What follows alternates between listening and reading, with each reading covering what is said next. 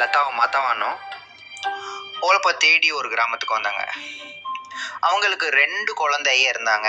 அந்த பொண்ணுக்கு 3 வயசு. அந்த புது கிராமத்துக்கு போனாங்க. ஐயா, நாங்க ரொம்ப தூரத்துல இருந்து வேலை தேடி வந்திருக்கோம். எங்களுக்கு இங்க யாரையும் தெரியாது. உங்களை மாதிரி பெரியவாரிடம் கொடுத்தீங்க, நான் கொஞ்சம் ஓய்வு எடுத்துப்போம். எங்களுக்கு குழந்தைகள் இருக்கு. அது சரி, இவ்வளவு தூரம் நடந்து எதுக்கு வந்தீங்க? எங்க ஊர்ல வறட்சி ஏற்பட்டு எல்லாரும் ஊற விட்டு போயிட்டீங்க. அதனாலதான் நாங்க இங்க வந்தோம்.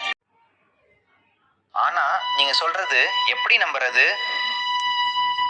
சரி, சின்ன பசங்க முகத்தை பாத்திரிக்கிட்டு கொடுக்குறேன்.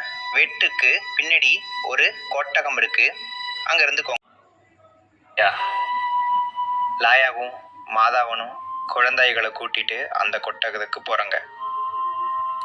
லாயா குழந்தைகளோடு அங்கேயே இருந்தனா மாதாவன் வேலை தேடி சென்ற. லாயா அந்த வீட்டை கூட்ட ஆரம்பிச்சு. ஒரு நாள் ஜமீன்தார் அவர் மனைவி லீலா அந்த வீட்டுக்கு போனாங்க. அந்த இடம் சுத்தமா இருந்துச்சு. ஆக இந்த இடம் இவ்வளவு அழகா இருக்கு. நம்ம விளைக்கிறங்க தான் இந்த இதை சுத்தம் பண்ணி வச்சிருக்கணும். இல்லைன்னா சும்மா இருங்க. நம்ம வேலைக்காரங்களை எவ்வளவு வரையா வச்சிருக்காங்க. இது பொண்ணுதான் பண்ணியிருக்காங்க. அம்மா லதா எங்க இருக்கிற? இவர் கூப்பிட்டனை தன்னா வந்துச்சு. ஐயா வணக்கம். இதுல சுத்தம் செஞ்சது நீதான்? ஆமா, சும்மா இருந்தாங்க, அதான் கூட்டியதில்ல. நீயும் உன்னோட புருஷனும் எங்க வீட்டுல வேலை செய்யுங்க. 3 வேலை சாப்பிடும் போடுறேன், கொஞ்சம் சம்பளம் தரேன். ரொம்ப நன்றி அம்மா. மதனை கேடையச்ச வேலையை பண்ணிட்டு இருந்தான். சில நாட்கள் போச்சு. அவங்க வழக்க கொஞ்சம் சந்தோஷமா இருந்துச்சு. ஆனா ஜமீன்தார் வீட்டிலே உங்களுக்கு முன்னாடி வேலை பட்டவங்களுக்கு லதவா பாத பிடிக்கிறது.